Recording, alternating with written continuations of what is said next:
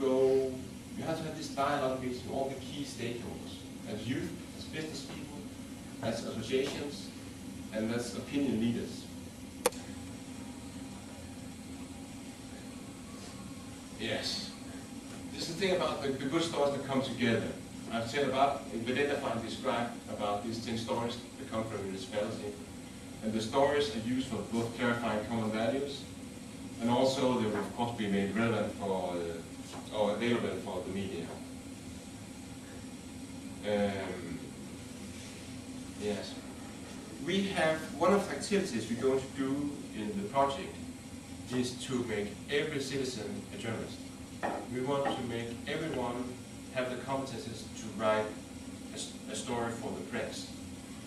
And we know not everyone is going to do it, but we know a lot really like to do it, but they can't do it. They don't know how it works. They really don't know how to write, actually. But we're going to have small courses in journalism in every village, actually. Or we make like 2 or 3 villages together. And we're going to have some kind of groups where we're going to work with each other. So they're trying to get better and better, because there's something that out in villages people are really eager to do, is to do something positively for the society. At least the things that can attract more people to the place they live. And that's the motivation for actually trying to, going into this one. So we're going to have these communication courses everywhere, and we're going to tell them about the 10 stories, the mother stories we can tell them. And they can build on that as well. And this time we should also know that we have, right now, both the citizens, the business, everyone else, have agreed on something to brand the municipality on. In this case, they think our municipality should brand on good life. And we should explore this, what is the good life? This is something that people from the outside recognize Lemvig for, and this is something that people inside Lemvig also recognize themselves for. They consider living here the good life, even due to the bad we see themselves. But I think good life is lived here, and people coming here and people know that they think the same. So it's more like how we're going to do that. This is the key line we're going to brand ourselves on. And now we're going to communicate it. Their sense actually is that he also makes the example. He used to be former public director of one of the national tele companies. He had a budget of €1 billion, something like that. And there's no way you can beat that. I mean, there's nowhere any society, any municipality have that much money they can put into advertising. The only thing they can do is mobilize their own people to communicate with the rest of the country.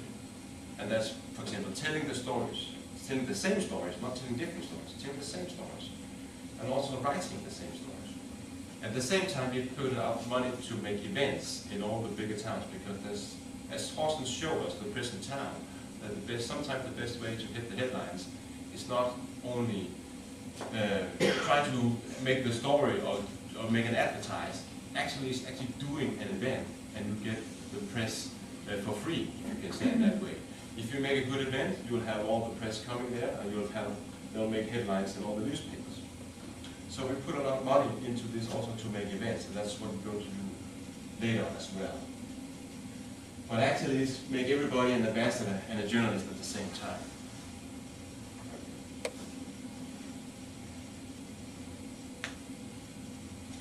They also recommended that we tried to establish some kind of formal institution about certain groups in the society. And of course, one of them was young people. Young people in many ways are the future, and it's also the ones who said, what does it take if we're going to go back to the society once we have finished our studies, or if we're going to get a job here? So we have to have a dialogue forum with young people in both municipalities. We're going to ensure that the young people feel that they're included and that we communicate them, so they want to stay and return after education. And we also want to get input from young people who will help to work with one of the most important challenges, really to retain and attract these young people to come back. Of course, and establishing the social media targeted to communicate with young people, and that's also what we have been talking about both the last time and this time. will talk about. Business community is another very important actor to get in dialogue with. And we have to also have dialogue formed with businesses, because we want to create a common ground between the municipalities and businesses. Sorry for all this. And actually, we were quite surprised actually that the business very often thought very negative about the municipality as administration. They thought that the municipal administration is making it hard for them to run the business. They thought we were slow in giving them all the, when they apply for having a bigger shop or something else, they thought we worked too slow in many ways. And much of it is actually, once you get into dialogue as well, it's actually not a problem. And actually, once we met you, we think you're not that bad actually. So it's very important actually to municipalities and business can meet on a common ground and can agree. And I think business are very much agreed that we have a challenge here, that we have a situation that we have to do something, and we have to do something together.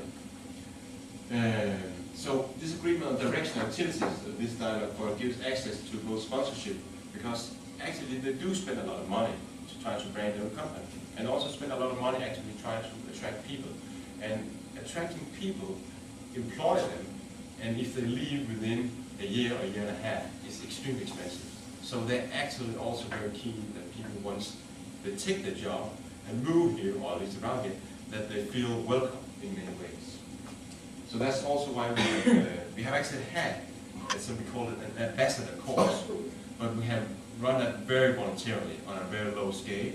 It's people living in all the parts of the municipality, and once someone's moving there to their part of the municipality, they're going to greet them and come to them and says, what do you need? And what, if you have special interest, is it soccer? Is it, you want to play golf? I can put you in contact with something. Or do you have some issues you want to discuss regarding, well, school or whatever it could be? I can get in contact also with the relevant authorities or people. Yeah, sponsor clubs. The thing about it, if you take the prison town, there were, of course there were some people running businesses in this prison town, and they were about the same situation as the municipality was, and they says, well, we're going to take some money every year, and we're going to put them together with your money, and we'll try to see what we can do. So they actually came up like, it was almost like they agreed on paying an extra tax to try to market their area. But of course, it is also, we talked about before, that the tourism is having one brand, the municipality have one brand, and the business is trying something third. Why not put it all together?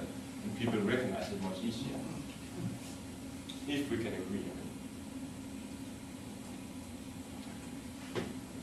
And I think we open for it. Why not? I mean, we are spending a lot of, tourism is spending a lot of marketing.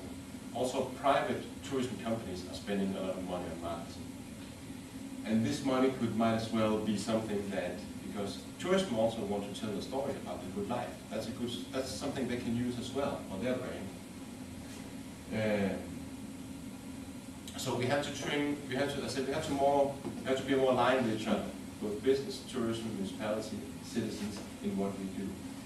And if we can find things we can agree on. So their recommendation is actually to establish this task force tourism. And it is, it might sound odd, but it is actually one of the more important industries in Lemvig municipality. And also it's one of the few, if you look at it all, I mean, I think tourism has a global growth rate, I think between 5 and 7% a year.